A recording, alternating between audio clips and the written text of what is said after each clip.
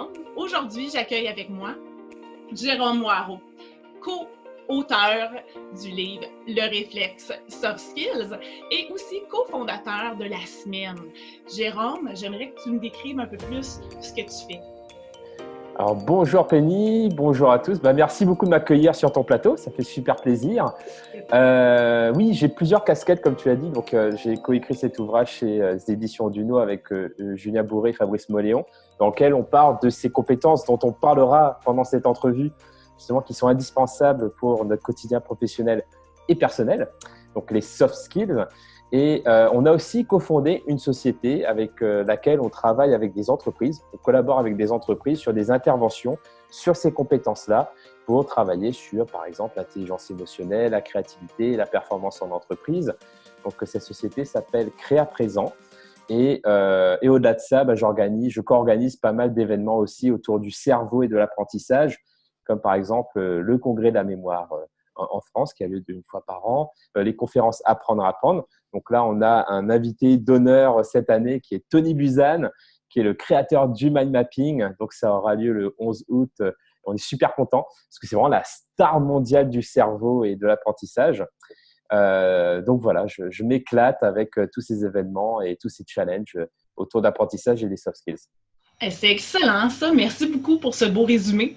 Je voudrais commencer En fait, nous avons le télésommet sur Réseauter autrement et j'aimerais savoir un peu plus pour toi. C'est quoi Réseauter autrement pour toi? Ok, après, je ne sais pas si c'est autrement, mais pour moi, réseauter, c'est donc déjà une vision, une philosophie. C'est-à-dire que je ne vais pas m'isoler tout seul dans mon coin en train d'essayer de faire des choses dans mon coin tout seul. Par exemple, quand j'ai démarré, en fait, j'ai démarré assez tôt l'entrepreneuriat, j'étais encore étudiant et j'étais assez fasciné par cette culture américaine. On disait, ouais, le self-made, oh, I'm a self-made man, j'ai tout fait tout seul, etc. C'était dur, mais je l'ai fait tout seul. Et au début, je pensais que c'était ça un peu pour réussir, avancer dans la vie. Et du coup, j'ai fait beaucoup de choses tout seul. J'ai commencé avec un blog sur l'entrepreneuriat, pourquoi-entreprendre.fr, qui est un blog donc dédié à l'entrepreneuriat et qui m'a permis de rencontrer des entrepreneurs. Et j'ai pu tester plein de choses en accumulant beaucoup d'échecs. Alors, je ne sais pas si tu connais la loi de Pareto, hein, les 80-20. Et moi, j'étais dans la loi de Pareto inversée, c'est-à-dire que j'étais à 80% d'échecs et 20% de résultats. Et en fait, j'ai beaucoup réfléchi en me disant, mais qu'est-ce qui fait que ça ne marche pas? En fait, c'est parce que c'est le fait que j'étais tout seul. Et c'est vrai qu'il y a un proverbe africain qui me parle beaucoup, c'est « seul, on va plus vite, mais ensemble, on va plus loin ». Et c'est vrai qu'aujourd'hui, on est dans une société où on va aller vite, tout va vite, etc. Et on veut aussi être rapide, mais ça ne nous emmène pas forcément loin. Donc, moi, je préfère aller loin, mais plus lentement, que d'aller vite, mais pas très loin. Donc, du coup, pour moi, voilà, le réseautage, c'est déjà dans cet état d'esprit, dans cette philosophie de je ne vais pas avancer tout seul. Et à partir du moment où j'ai cette philosophie-là, alors je vais être intéressé par les autres. Et quand je suis intéressé par les autres, je vais commencer à déjà à leur poser des questions, être curieux, ouvert sur les autres. C'est-à-dire quand je vais aller en soirée de réseautage, je ne vais pas être là avec ma carte de visite en train de pitcher tout ce que je fais en essayant de vendre mon truc. Ça, c'est tout qui ne marche pas. En tout cas, pour moi, ce n'est pas du réseautage du tout. C'est essayer de faire de la vente forcée qui ne marche pas du tout. Et là, pour le coup, c'est vraiment à l'ancienne.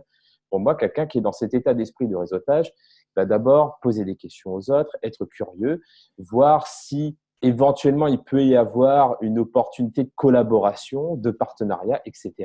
Mais pour moi, cette seconde phase-là, c'est après. Pour moi, quand je rencontre une personne, le premier rendez-vous, la première rencontre, c'est on apprend à se connaître. Et après, advienne que pourra, on verra ce que ça donne. Donc, pour moi, le réseautage, c'est ça. C'est vraiment d'abord s'intéresser à l'autre et ensuite construire une relation petit à petit, soit pour en faire un partenariat, voir quelles opportunités peut-elle générer par rapport à ça. Et ensuite, dans l'absolu, moi, ce que je préfère, c'est faire de la co-création. Donc, comme tu disais, hein, sur mon CV, c'est beaucoup de co-auteurs, co-créateurs, co-organisateurs. Tout ça, c'est grâce à cet état d'esprit-là et qu'on peut faire des choses ambitieuses. C'est ce que je trouve excellent, extraordinaire, c'est le co-création, le co-auteur, donc la collaboration, et que chacun a ses forces, et c'est de collaborer ensemble justement pour maximiser les ressources et avoir un ouvrage de plein impact et des travaux ou un service qui est vraiment collaborateur. Donc, pour moi aujourd'hui, j'aimerais aussi savoir un peu les liens que tu fais entre ton expertise et le réseautage. Il y en a plein. Et c'est ça qui est génial. Et c'est pour ça que j'adore le réseautage aussi. Alors, quand tu dis expertise, moi, je vois vraiment sous deux axes. À la fois l'axe du développement du cerveau, du potentiel cognitif, du potentiel de cette machine qui nous fait fonctionner, et les soft skills. Les soft skills, donc, comme je disais tout à l'heure, c'est vraiment ces compétences transversales humaines que tout le monde possède et qu'on utilise tous les jours, comme la créativité, la gestion des émotions, l'organisation personnelle, etc. Et parmi ce pôle de compétences-là, il y en a beaucoup qui touchent au leadership et à la prise de parole en public. Et pour moi, quand on est dans une dynamique de réseautage, on est constamment en communication avec les autres. Et du coup, à chaque fois qu'on est, entre guillemets, confronté à ces moments d'échange, alors on va travailler son écoute, on va travailler sa curiosité, on va travailler aussi sa créativité pour essayer de trouver les mots, les bons mots pour échanger avec cette personne-là. Ou même des fois pour générer des opportunités. Être créatif, c'est aussi créer des liens là où on ne les voit pas. Et finalement, quand on est dans une dynamique de réseautage, on est constamment en train de développer ces compétences que l'on appelle soft skills. Et pour moi, c'est hyper important pour pouvoir devenir meilleur en réseautage, c'est de développer ces compétences-là. Et pour moi, la clé, c'est d'en prendre conscience. C'est-à-dire que quand je suis dans une dynamique où je rencontre une nouvelle personne ou que je vais dans un événement pour rencontrer de nouvelles personnes, que je prenne conscience de cette écoute, de cette empathie, de ce leadership pour pouvoir l'améliorer consciemment par la suite. Donc, il y a ce… Ouais. C'est vraiment excellent. Ça me fascine tout ça. Et est-ce que le soft skill, tu l'appliquerais dans un monde où on est dans un contexte de mondialisation et même l'appliquer de façon locale à travers d'être philanthrope? Parce que pour moi, la philanthropie, qui est un peu dans la co-création, et de redonner aux gens, donc de donner sans attendre et de recevoir sans culpabilité, ce qui est très important pour moi. Comment tu peux jumeler ça ensemble? Bah, pour moi, ça touche vraiment aux soft skills, comme tu dis, parce que quand on est dans cet état d'esprit-là, c'est vrai que des fois, on peut être tenté de dire, bah voilà, on a notre business, donc on a nos objectifs, donc on va essayer de pousser les choses. Et du coup, quelque part, il y a aussi cette force de volonté, cette force de conviction de ne pas tomber dans ce piège de la facilité, du raccourci, et du coup d'être patient. Donc, quelque part, pour moi, la soft skill qui rejoint ça, c'est à la fois de la patience, c'est-à-dire, bah, je sais que je vais donner sans chercher à recevoir et peut-être qu'à un moment donné, ça reviendra vers moi d'une manière ou d'une autre. Mais pour ça, il faut être patient, c'est du long terme. Moi, je sais, par exemple, que lorsque je fais des interviews, ce que pour moi, ça fait partie de ma stratégie de réseautage, quand je fais des interviews, quand je publie du contenu, etc. Donc, je donne de mon temps, je donne de ma connaissance, je donne de la visibilité, etc. Je ne cherche pas à ce qu'il y ait un retour direct derrière, mais je sais par expérience que ça m'a énormément apporté, bah, justement en termes de contact, en termes de visibilité, etc. Mais pour ça, ça m'a demandé la patience. Donc, il y a vraiment déjà ce lien-là que je fais. Et après, pour moi, ça touche aussi à quelque chose d'encore plus grand en termes de soft skills, c'est la vision. La vision, c'est une vraie compétence qu'on peut aiguiser, avoir cette vision, à la fois cette vision individuelle de là où j'ai envie d'être dans 2 ans, dans 5 ans, dans 10 ans, et aussi une vision pour le monde dans lequel on a envie de contribuer. Moi, par exemple, pourquoi je me suis spécialisé dans les soft skills? Parce que dans ma vision, je suis convaincu que dans ce monde-là dont tu parles, mondialisé, on a de plus en plus besoin de ces compétences humaines-là, notamment dans le cadre de la montée de l'intelligence artificielle, etc., où quelque part on est dans du taylorisme à outrance, quelque part, mais délégué aux robots cette fois-ci, et ça déshumanise de plus en plus certains aspects du monde de l'entreprise. Donc, il y a le contrebalancier, on a de plus en plus besoin de ces compétences-là. Donc, pour moi, avoir cette vision-là, de dire j'ai envie de contribuer à ce monde-là, Donc, et pour cela, je vais pouvoir donner aussi pour y contribuer, parce que des fois, c'est pas toujours vendre, des fois, c'est aussi donner. Et ben, c'est aussi un vrai entraînement d'être plus visionnaire. Et pour cela, on passe par ce que tu appelles la philanthropie. Ah, c'est excellent. Effectivement, pour moi, redonner, c'est gage de réussite. Donc, et pas nécessairement au niveau des relations où on va donner à la personne et recevoir de la personne, mais vraiment de donner peu importe, et ça revient tout le temps. Donc, c'est vraiment génial. Puis, c'est un mindset que je trouve qui est de base, qui est, comme je dis, gage de réussite. Et pour moi, on l'applique beaucoup, le réseautage, à la vie professionnelle, au réseau d'affaires. Par contre, j'ai vraiment la croyance qu'on peut l'appliquer dans sa vie personnelle. Qu'est-ce que tu en penses? Bah, oui, alors moi, la première chose qui me vient à l'esprit, c'est par exemple quand on va tu parlais de niveau local, par exemple. Et c'est vrai, moi, j'ai cette spécificité-là dans ma vie, d'avoir ma vie professionnelle en francophonie, mais de ma vie personnelle au Royaume-Uni, parce que je vis à Londres. Et du coup, je dois aussi tisser on va dire ma vie sociale aussi au Royaume-Uni. Donc, ce qui m'amène à me bouger pour rencontrer de nouvelles personnes, etc. Donc, pour moi, le réseautage, c'est aussi sortir de sa zone de confort, oser rencontrer de nouvelles personnes et pas forcément avec cette intention de se dire cela va m'aider professionnellement, mais aussi uniquement pour le fun, pour se faire plaisir, pour rencontrer des personnes intéressantes et pour pouvoir sortir sans chercher à toujours sortir dans le cadre de. C'est peut-être juste, j'ai envie de boire une bière avec des potes dans un pub. Voilà, ça peut être ça. Et ça, c'est la vie aussi. C'est important aussi de prendre soin de sa vie personnelle. Et ça, c'est quelque chose aussi que j'aimerais peut-être ajouter par rapport au point précédent sur l'aspect de donner. Je pense que c'est hyper important de donner, mais aussi dans le respect de soi, de sa propre écologie. Parce que, par exemple, moi, j'étais tombé dans une phase extrême où je faisais que donner, jusqu'à me mettre en difficulté également, parce que du coup, je n'avais pas de modèle économique. Donc, j'étais tombé quelque part dans l'excès de dons, dans le sacrifice, ce qui, du coup, limitait mon impact parce que, du coup, forcément, j'étais moins bien, etc. Donc, je pense que le don, c'est important de le faire en gardant un certain équilibre, une certaine écologie de soi-même. Il ne faut pas se sacrifier, mais toujours être bien avec soi-même pour pouvoir encore être plus impactant à l'extérieur ensuite. Je suis extrêmement d'accord de rester dans cet équilibre afin de justement, parce que veux pas, quand on donne beaucoup, si on est une personne en affaires ou d'un point de vue personnel, de ne pas tomber dans ce gros triangle-là de sauveur et vouloir donner, donner, donner. Donc, ça peut être épuisant et bien certainement, c'est de se respecter et évaluer l'écologie du bonheur, comme j'appelle. Donc, s'assurer qu'on ne se nuit pas à nous, on ne nuit pas à notre environnement, puis qu'il y ait un équilibre dans la relation, justement, de donnante-donnante, gagnante-gagnante.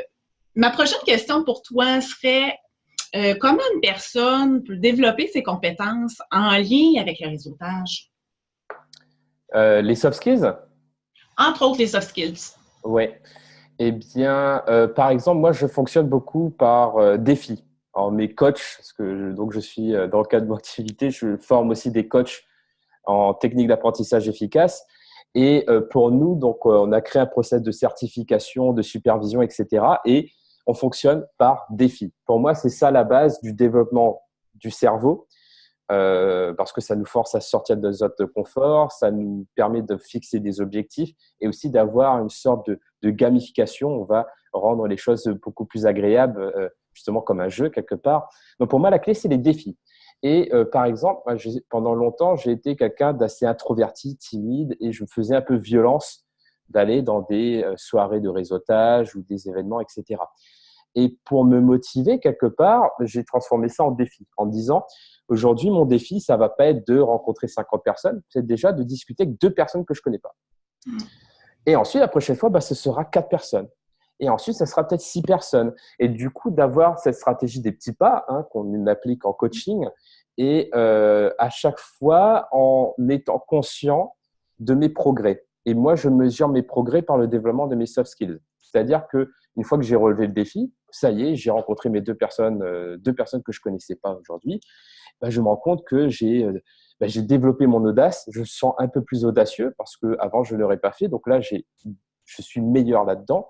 J'ai également progressé en prise de parole en public parce que en prenant du recul, ben, je sens que j'ai trouvé mes mots plus facilement, que c'était plus naturel, etc.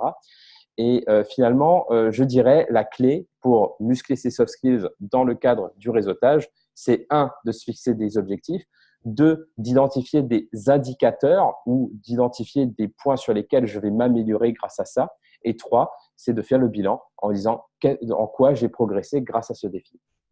C'est génial. Ce que je trouve intéressant, c'est vraiment d'arriver à morceler les objectifs pour que l'impact et le mindset soient moins, qui fassent moins peur, en fait. Donc, vraiment de morceler les objectifs, je crois sincèrement que c'est une clé de la réussite. Aujourd'hui, j'aimerais aussi que tu me parles d'un ou deux conseils sur le réseautage. Est-ce que tu as quelque chose que tu voudrais partager avec nous aujourd'hui? Oui, alors je vais peut-être partager mes débuts en réseautage, en tout cas ce qui m'a permis de bien avancer parce que, en fait, pour arriver là où j'en suis, j'avais pas du tout de réseau au départ. Hein. Je viens de l'île de la Réunion et j'avais que ma famille là-bas. Et quand je suis arrivé en France métropolitaine, je connaissais personne. Et pour intégrer le monde du travail, je me suis rapidement rendu compte que le diplôme ne suffisait pas du tout. C'est-à-dire que si je voulais un boulot, j'étais en concurrence, entre guillemets, avec des dizaines de milliers de personnes qui avaient le même profil que moi, car le système éducatif est construit de telle manière que les personnes sont, entre guillemets, un peu standardisées pour être adaptées au marché de l'emploi. Du coup, je me suis dit comment je vais pouvoir sortir du lot et à l'époque, je cherchais, je me posais la question, est-ce que je vais trouver un emploi ou créer mon emploi? Puis dans les deux cas, je vais miser sur le réseau parce que je pense que au début, on me disait ouais, le piston, le piston. Après, j'ai découvert le mot cooptation. Au final, je me suis dit, le mot-clé dans tout ça, c'est les réseaux, tout simplement. Je me suis dit, il faut que je développe mon réseau. Comment je vais faire?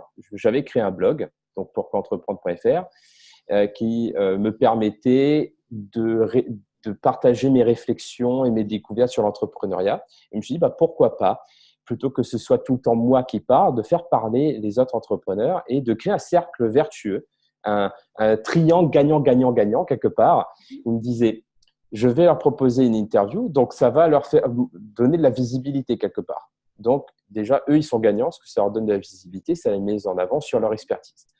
Moi, je suis gagnant parce que j'apprends. J'étais dans une démarche d'apprentissage et j'apprenais de ceux qui sont sur le terrain, moi-même voulant être un entrepreneur à l'époque. Donc, j'étais gagnant dans l'histoire. Et les troisièmes gagnants, c'était mes lecteurs. Parce que du coup, ils découvraient une expertise qu'ils n'auraient pas pu autrement parce que ce n'est pas forcément des personnes hyper connues. Parce que tout le temps, on entend parler de Steve Jobs, de Mark Zuckerberg, etc. Mais ils sont totalement inaccessibles pour la plupart des entrepreneurs. Il y a une trop grande différence. Donc, le fait de montrer des entrepreneurs du quotidien, quelque part, ça ouvre d'autres perspectives. Donc, j'ai créé un petit peu, quelque part, ce cercle vertueux-là et je me suis rendu compte que j'ai pu rencontrer énormément de personnes en créant de la valeur, quelque part. Donc, ce n'était pas du tout rémunérateur. Hein. Donc là, on était vraiment on parlait donc de dons. Je ne me rémunérais pas par rapport à ça. En revanche, ça a été un générateur d'opportunités formidables. C'est grâce à ça que j'ai pu ensuite être repéré par Duno, cofonder des sociétés, créer de ces événements-là, parce que j'avais enclenché cette dynamique-là. Donc moi, mon conseil, c'est tester. Ne me croyez pas sur parole. Testez vous aussi. Vous n'avez pas besoin d'avoir un site internet. Il suffit d'une page Facebook, d'une page LinkedIn et faites des interviews de personnes dans votre milieu. Ne voyez pas ces personnes-là comme des concurrents. Voyez-les comme des confrères, des consoeurs qui ont aussi des choses à dire et vous allez pouvoir apprendre, les mettre en avant et en plus partager ces connaissances autour de vous. Je trouve ça génial ce que tu dis aujourd'hui. Et particulièrement, on est en entrevue en ce moment ensemble et c'est la fondation, je crois, en fait, de tout ce qui est co-création, de bâtir des liens, d'être connecté à soi pour mieux connecter à l'autre. Donc, c'est vraiment une clé de la réussite pour moi au niveau du réseautage. Et j'aimerais que tu me parles un peu plus de l'aspect du cerveau. Je suis très fascinée, curieuse. J'aimerais ça que tu m'en jases un petit peu. D'accord. Par rapport au réseautage? Au réseautage, le mindset, le cerveau, le Ok. fonctionnement. On va donner à notre public un petit plus. Ok. En fait, alors je ne suis pas, alors déjà, je ne suis pas neuroscientifique, hein, donc je n'ai pas fait d'études là-dedans. Je me repose uniquement sur d'autres recherches. J'ai pu rencontrer des chercheurs là-dedans, etc. Et surtout, j'ai une approche très empirique, c'est-à-dire que je teste sur moi, après je le teste sur mes coachs pour qu'on puisse ensuite le diffuser aux autres.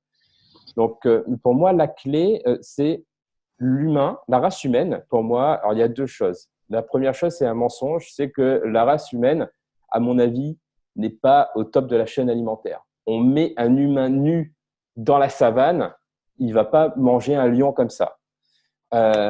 C'est pas, pour moi, l'humain top de la chaîne alimentaire, c'est pas ça qui a fait qu'il est à cette stature-là aujourd'hui en tant qu'animal dominant sur la planète Terre. En revanche, ce qui lui a permis ça, c'est le fait d'être un champion de l'adaptabilité. La race humaine, l'espèce humaine est la championne là-dedans. C'est pour ça qu'on va trouver des humains partout dans le monde, dans toutes les conditions climatiques, parce que l'humain s'adapte à deux niveaux. Au niveau corporel, c'est-à-dire que si tu fais du sport, etc., ton corps va s'y adapter, il va s'adapter à rigueur à ton environnement quelque part. On appelle ça, donc, ça vient des études de l'épigénétique. Je ne sais pas si tu as entendu parler de ça. C'est Non, l'étude d'expression des gènes. On a plein de gènes, mais ils ne s'expriment pas tous. Et c'est un style de vie, un environnement, des situations qui font que certains gènes vont s'exprimer plutôt que d'autres. Donc, ça se fait au niveau corporel, mais au niveau aussi du cerveau. Donc, la plasticité cérébrale fait que le cerveau va s'adapter aussi à son style de vie, à notre environnement, etc. Et on peut vraiment jouer sur cette plasticité cérébrale aussi bien que sur l'adaptabilité du corps. C'est pour ça qu'on voit des personnes qui peuvent être très maigres au départ et être super musclées après parce qu'elles ont travaillé leur corps pour cela. Pour le cerveau, c'est pareil. On peut aussi travailler sur son cerveau qui a déjà tout le potentiel pour cela. Et pour cela, la clé, selon des recherches qui ont été faites sur la réserve cognitive et la neurogénèse, tout ce qui touche à la plasticité cérébrale, donc au fait que le cerveau puisse s'adapter et continuer d'apprendre et d'évoluer avec le temps, c'est déjà la nouveauté, de connaître des situations inédites, encore jamais vécues. Donc, c'est sortir de sa zone de confort. Donc, pour moi, le réseautage, pour les personnes qui n'ont pas encore l'habitude, ça rentre dans ce cadre-là. Et aussi la répétition. C'est-à-dire que si vous ne faites qu'une seule fois, ça n'aura pas un impact. Par contre, si vous faites régulièrement, c'est là que tu vas développer de nouvelles connexions neuronales. Si par exemple demain tu commences à apprendre un nouvel instrument de musique et que tu le pratiques régulièrement, c'est quelque chose de nouveau que tu vas faire dans la durée et qu'en plus il y aura un niveau de difficulté parce que si c'est trop facile, il n'y aura pas de stimulation au niveau intellectuel, au niveau cérébral. Alors que si il y a un niveau de difficulté, alors là, le cerveau va devoir mobiliser plus de ressources. Donc, pour moi, la clé, c'est ça, c'est vraiment d'oser sortir de sa zone de confort, d'avoir un niveau de difficulté suffisamment stimulant pour pouvoir, mais pas trop non plus pour qu'on soit en mesure de le faire sans qu'on ait un niveau de stress énorme, et la répétition, répéter dans le temps. Donc, c'est pour ça que moi, mon métier, entre autres, en tant que coach en soft skills, c'est de créer des programmes d'entraînement pour le cerveau pour pouvoir générer des défis à réaliser régulièrement pour développer tout ça. excellent. Puis, en lien un peu avec ça, je pense que tu as une petite gratuité à nos gens. On va mettre le lien ci-bas que tu aimerais offrir justement dans un côté philanthrope. La personne que tu es, en fait, de redonner. Qu'est-ce que tu as à nous offrir aujourd'hui, Jérôme? Alors, on a fait un documentaire avec mon équipe de coach de lasemaine.com et de passiondapprendre.com, un documentaire sur le cerveau, donc comment mieux apprendre, comment mieux travailler sur le cerveau, avec donc beaucoup plus de conseils que j'ai pu partager aujourd'hui. Donc, vous pourrez y accéder pour les personnes qui le souhaitent, et également un livret d'exercices dans lequel il y aura qui ont été générés par les coachs que j'accompagne. Donc, c'est vraiment un ouvrage collectif et chaque coach a pu apporter un exercice qui est à la fois sur un exercice de mémorisation ou d'intelligence visuelle, sur les soft skills. Enfin, ça couvre pas mal de champs. Et voilà, pour les personnes qui sont intéressées, vous pourrez y accéder. Excellent. J'ai vraiment beaucoup de gratitude pour ce que tu nous offres aujourd'hui. Et je veux te remercier de ton temps qui est si précieux. Surtout qu'on est, moi au Québec et toi à Londres. Donc, je te remercie de prendre ce temps. Et je te souhaite une super belle journée et une belle continuité dans tous tes projets. Merci beaucoup. C'était un énorme plaisir pour moi également. Merci beaucoup, Penny, pour ton travail, pour cette opportunité. Et à bientôt. À bientôt.